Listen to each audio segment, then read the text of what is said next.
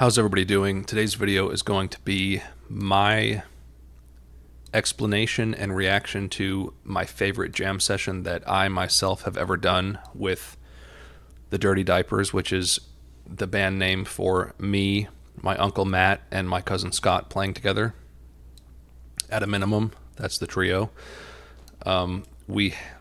This is one of the last songs, if not the very last song we have jammed together. It's been a couple years. Hopefully we can do some more soon.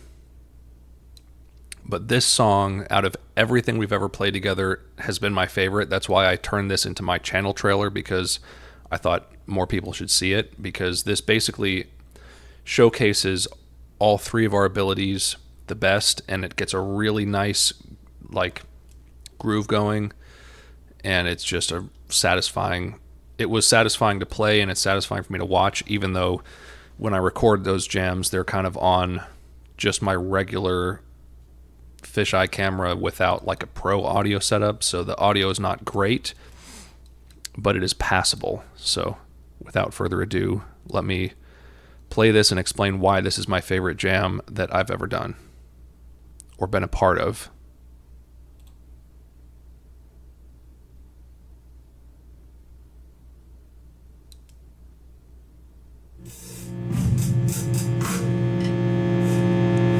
Okay, there we are, sitting there, touching our headphones. So there Matt gets a groove going.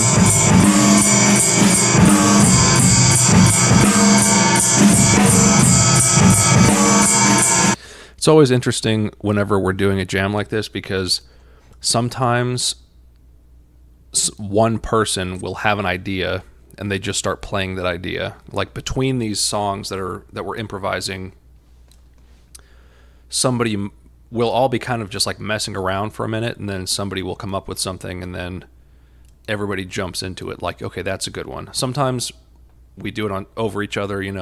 We're playing over each other, and none of the ideas are great. But in this case, my Uncle Matt came up with a pretty good drum pattern here that we jumped into.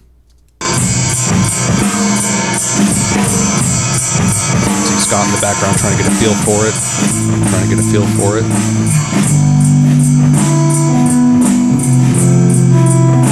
And the pattern that I'm doing there is basically it's based on one of my favorite patterns, which is a minor chord to a full step down major chord to a full step down major chord, which is pretty basic melodic minor idea. But the way that I'm doing it there is with open note voicings, because it seemed like it was a little bit more fitting to give it that sort of ethereal sound. So I'm playing basically a bar chord on the first or the lowest three strings, and then the rest of it is kind of an open note voicing. Or, well, I guess so. I can't really see where my hands are, but I think that's what I'm doing there. It's more ethereal sounding than just the chords themselves, although the chords themselves work on top of it, so that's kind of why I led into it.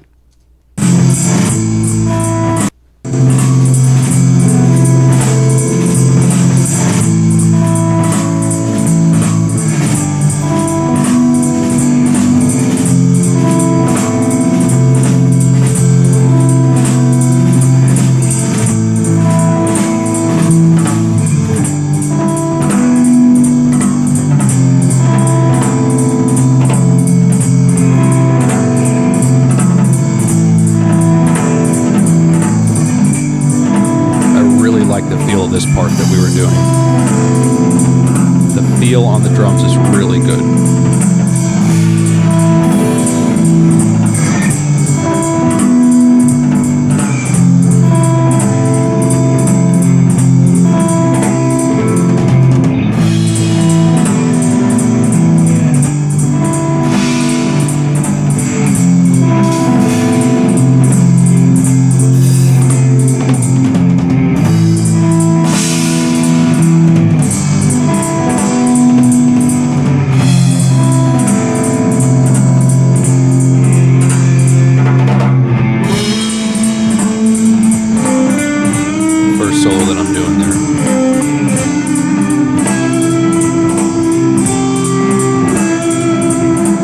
actually on the full. So this is, I don't know, some people might think this is a bad thing, but a lot of the time when I play in reality, I'm using the highest gain channel of my amp, but I'm just turning the volume down on my guitar to get more of a push sound instead of a super high gain lead sound. So I'm coming in there. In fact, I think the whole time I've been on a really low, well, actually on the high gain red channel on the triple rectifier, but I had a really low volume level. And then I'm playing this first solo on that same type of volume level, so it's only giving really a pushed sound rather than a full-on gain sound.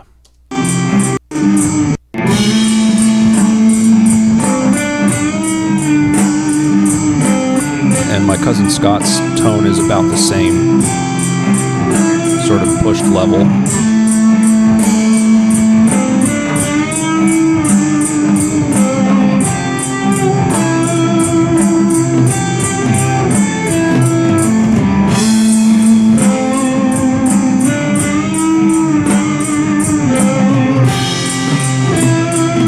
This is really like one of the more like sing-songy solos that I would do. It's just sort of repeating this motif of it, which, you know, honestly, I think that's kind of the basis for this song and it, well, for my solos in this song. And I think it worked really well here. I don't normally play that melodically, especially if we're jamming. I tend to like fall into the trap of like wanting to do something more interesting for myself.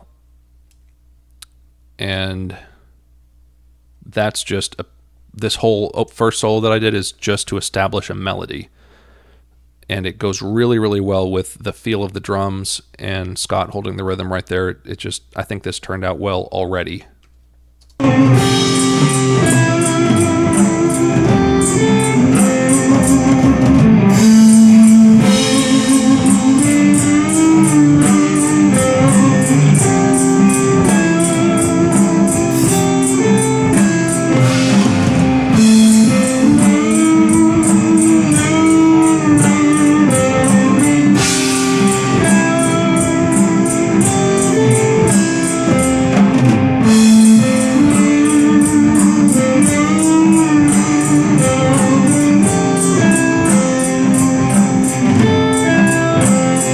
Like the whole solo there is just like dun dun dun dun dun dun dun dun dun dun dun dun. It's like that whole melody is just being established there. Which, you know, to be frank, the song could have petered out right after that, because that was not, I wasn't injecting really anything of much energy into it at that point. So you'll see who actually salvages this song here in a minute, and makes it truly great. But it was nice up until this point. It was like a nice melody.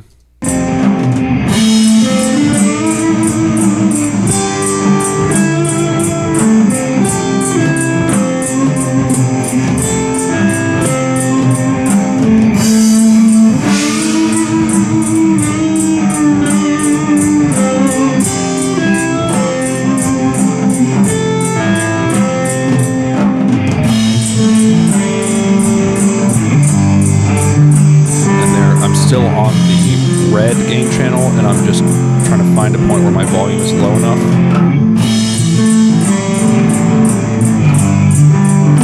And here Scott gives a solo.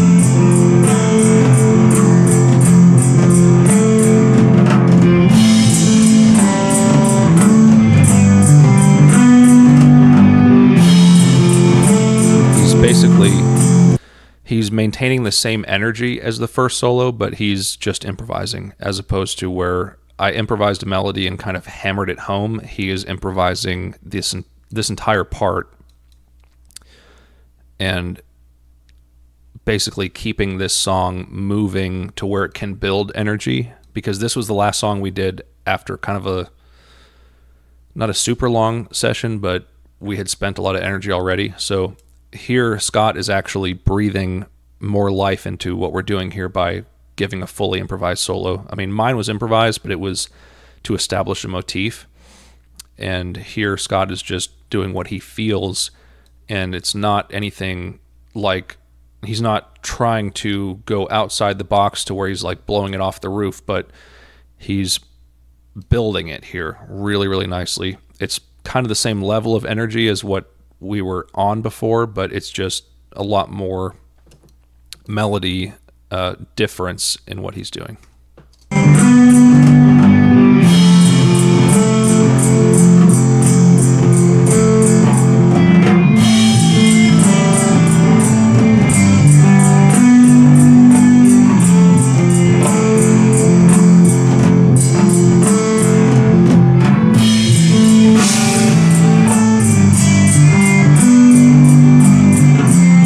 Like that.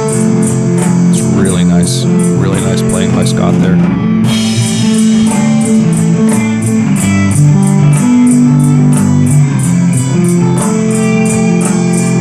And I like that sort of like offset little like ba-da, ba-da, ba-da, ba-da, ba-da. Like there's a little bit of a precursor to each note, which I'm not really sure what the name of that technique is, but I've done it before. But it's really, really nice there, the way that he did that, where it's like, ba-da, ba-da, ba-da, ba-da, ba-da, ba-da. It's like perfect for this. Right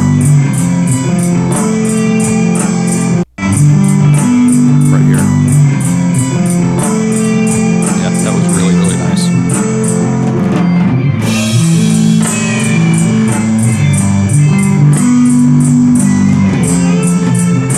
Very tasteful.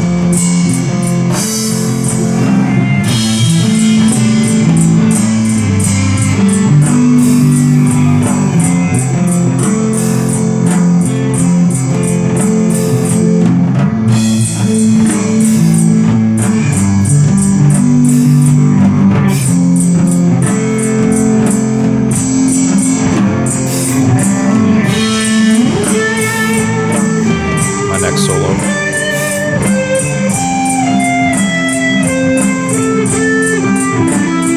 So I'm improvising a little bit in response to Scott's solo. I kind of lost the beat there, I think. I kind of fell off of it, and then I did like a little sort of like hammer-on part, like a da-dun, da-dun, da, to try to catch it.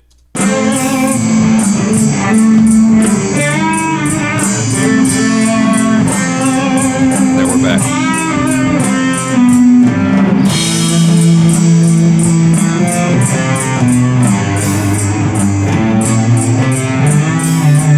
I'm sorry. This is why I use a Mesa amp for this. I'm touching the low strings like with hammer-ons, and my volume is turned really low on my guitar, and it gives you that like dun, dun, dun. It has all the breath in the world to do those low notes. Sorry, I just love my tone right there. It's just that Mesa tone.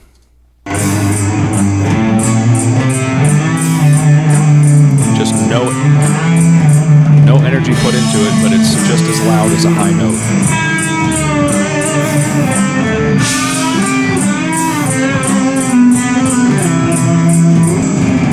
It's pretty melodic playing.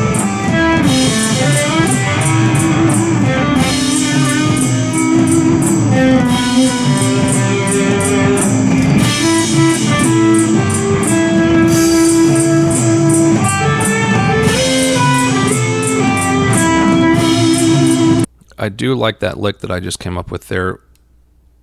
That's probably the only time I've done a lick like that, with that little bit of like a light hammer-on thing, and it's a call and response, like the da da da da da da da da da da da da da. It's like, it is a call and response, but it has a weird intro with that hammer-on. It's like that weird timing to it.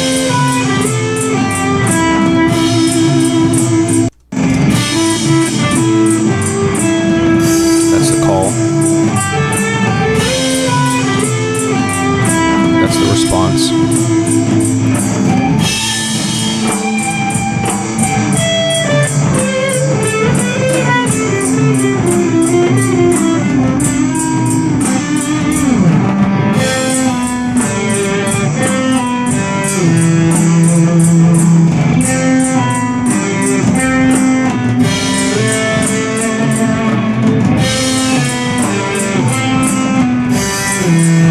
I think right here,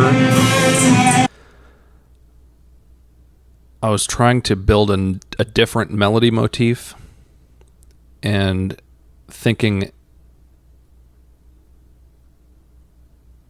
this could go either way.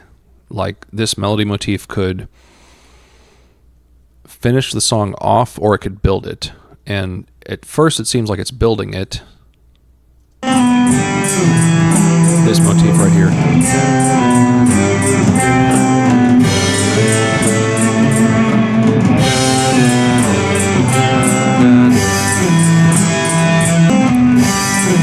This motif. And I'm building my volume, thinking this might be a finale.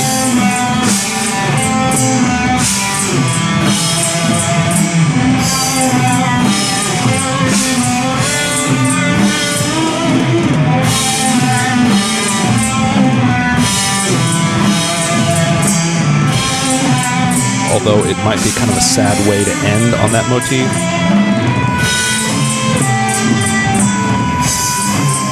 So this, I think in my head, I think in my mind right here, I was thinking we're bringing this to a finale. So the previous motif was a little bit too sad for me to want to end the song on after having just a fun jam session. So I broke off a little bit there, and I'm thinking this is going to be the finale because I was kind of out of energy personally. So that's probably why I was thinking this is the finale. This is it. And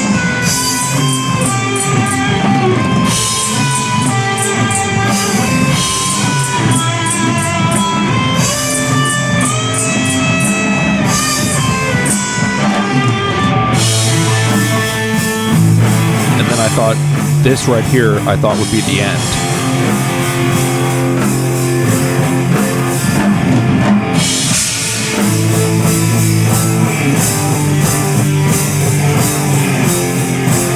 See, I cleaned up right there, and I was very wrong about that because I cleaned up my tone right there thinking I was going to bring it down and let us be done. But my uncle, Matt, playing drums, is building energy, and then Scott picks up on the energy, and then watch what Scott does here.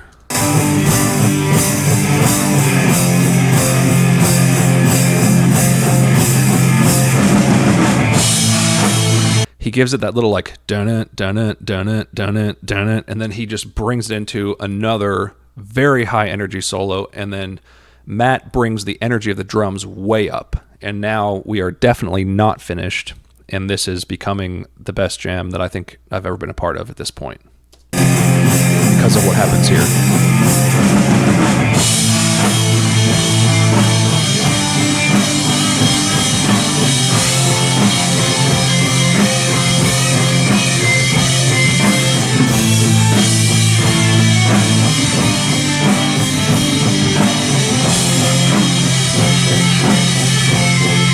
And then right there, Scott is in like full-blown shredding right there, which he has not done in this particular song yet because it's been very slow and melodic. But he is now like, okay, we're bringing this to 10 out of 10 right here. We're bringing this one right to the top. Like,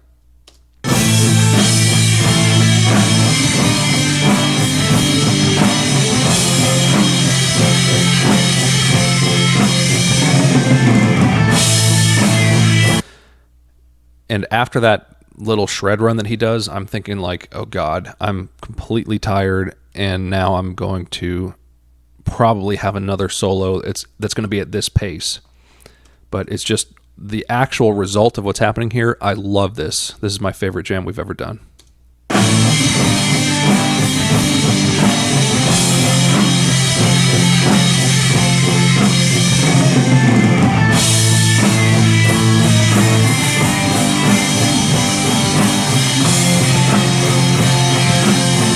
Great double stops by Scott there.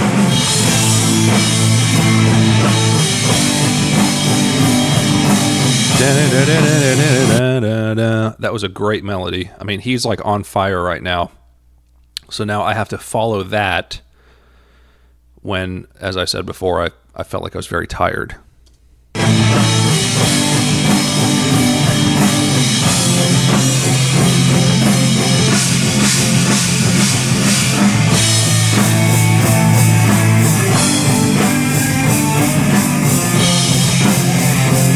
course, I cannot not answer that solo, so I have to do another solo here.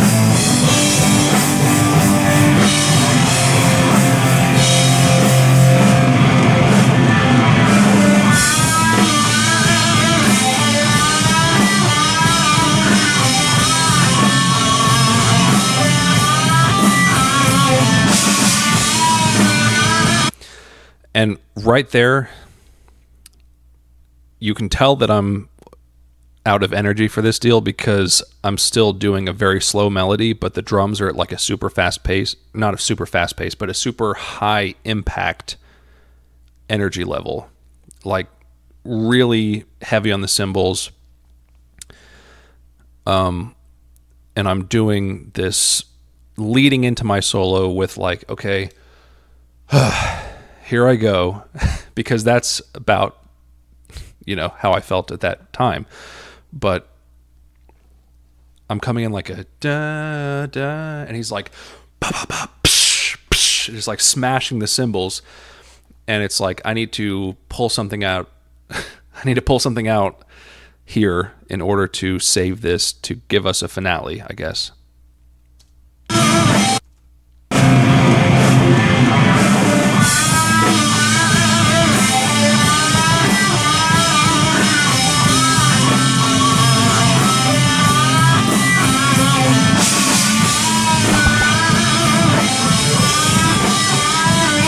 And I don't know if it comes across well enough on this little camera, but the the drumming right here with what Matt's doing with the kick is like, it's like really pretty strong kick here, right here.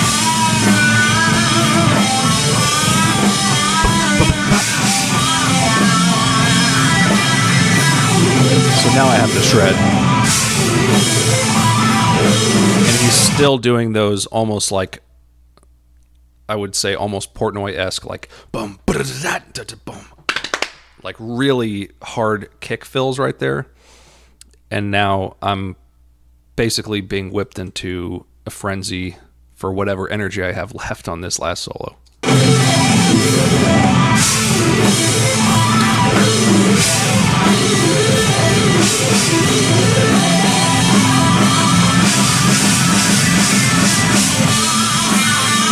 And right there, I think the drums were speeding a little bit to bring us up to a higher energy. And I was like, okay, I'm going to have to bail out of this shred because this is about as fast as I can do this right now. And right when the speed of the drums hit a peak, I peaked the speed of my run right there. And it was like a perfect landing.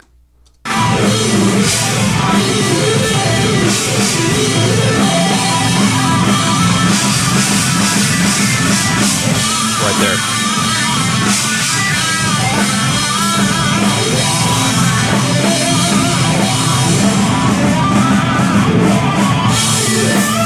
Jump the octave.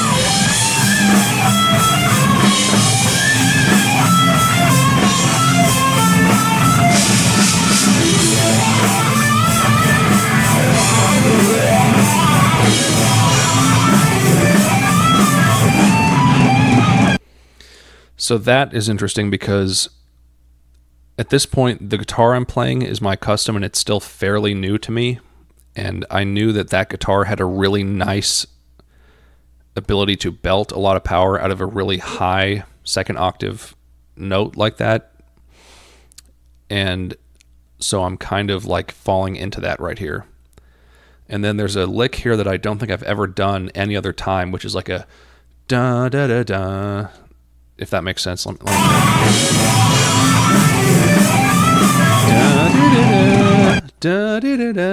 That's that little lick right there. I don't think I've ever done that another time.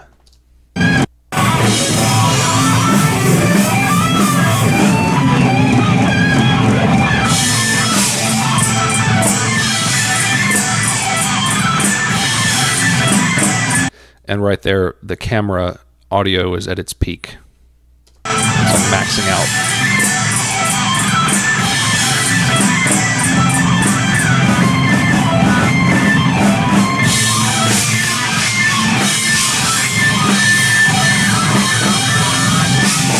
right there, this is partly why this is my favorite of my own performances that I've ever done at a jam, because I'm maxing out the pattern and it's just all right there at the top. And it's just maxing out. It's almost like sparks kind of coming off of it.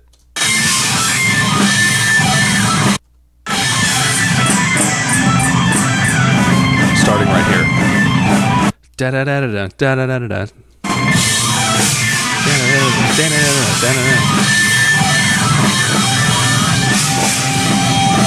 And you can kind of tell by my face right there that I am completely spent.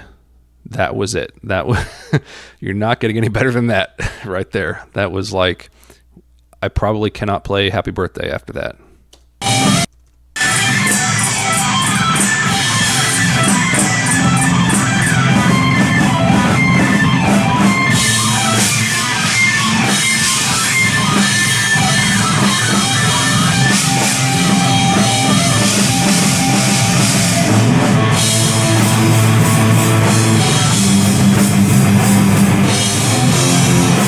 And I still had enough energy left over to do like a chug on that, like dun dun dun dun dun dun dun dun dun.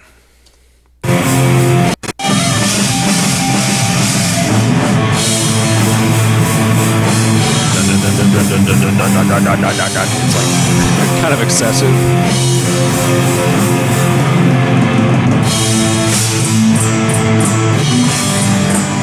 And after that, I really was not about to do another solo.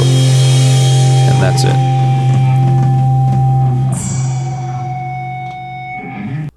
So that is my favorite jam that I've ever been a part of. Hopefully you can see why. The drumming was super tasteful. That's what started the whole thing. Scott's playing was super tasteful, and he shredded, which he doesn't do but sparingly. And it pushed me from trying to stay with a very strict melodic motif to then me shredding to a point where I did some things that I wouldn't even normally do. Like, we were kind of all in the zone right there and sort of pushing each other to the highest level. So that is my favorite jam that I've ever been a part of with the Dirty Diapers. Let me know what you think in the comments below. If you like this video, don't forget to share it and subscribe, turn on notifications, and I will see you guys next time.